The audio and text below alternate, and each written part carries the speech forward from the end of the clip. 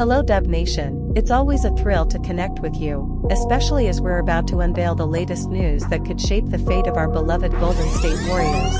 But before we dive into this whirlwind of information, let me extend a friendly request: show us some love by clicking the like button to strengthen our bond, and hey, if you are not subscribed yet, join our channel for an exciting journey full of emotions. Don't forget to turn on notifications for stay ahead of the game.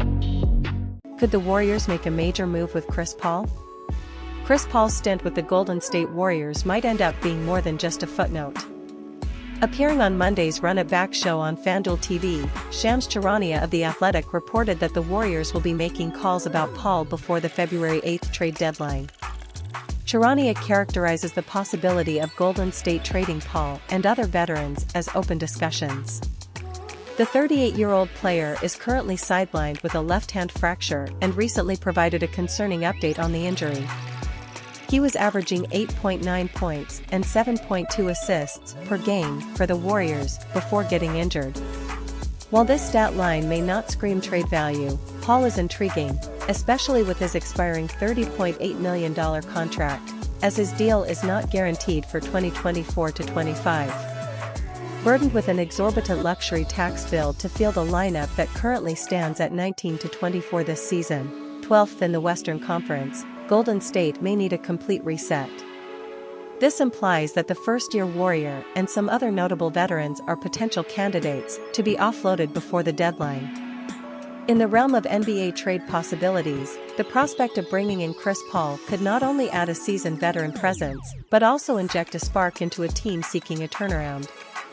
With his wealth of experience and leadership qualities, Paul's impact could extend beyond the stat sheet, potentially elevating the Warriors to a new level of competitiveness as they navigate the challenges of the current season.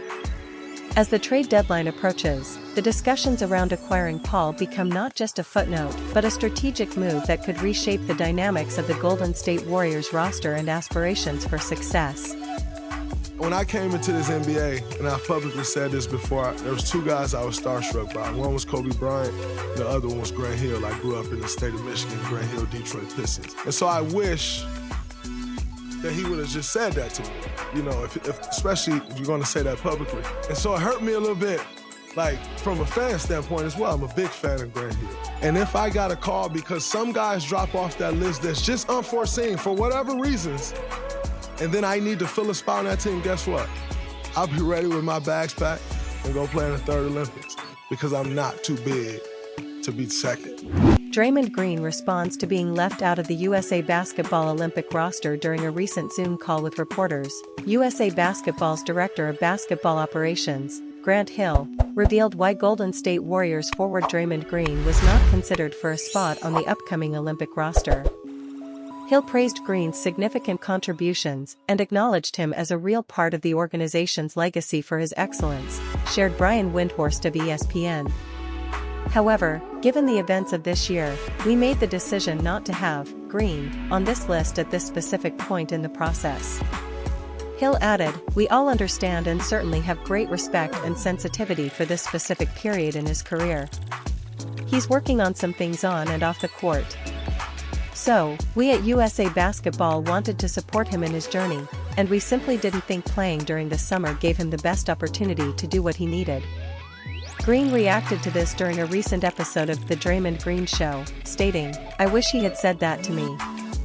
Especially if you're going to say it publicly. So, it did hurt me a bit. From a fan's point of view as well. I'm a big fan of Grant Hill. If I get a call, I'll be ready with my bags packed and play a third Olympics because I'm not too big to be the second." While Green may have been somewhat hurt by Hill's comments, he expressed his willingness to join the team if they needed him, demonstrating his commitment to representing the USA in the Olympics. This response not only showcases Green's versatility and dedication, but also opens the door for a potential return to the Olympic stage if circumstances align in the future.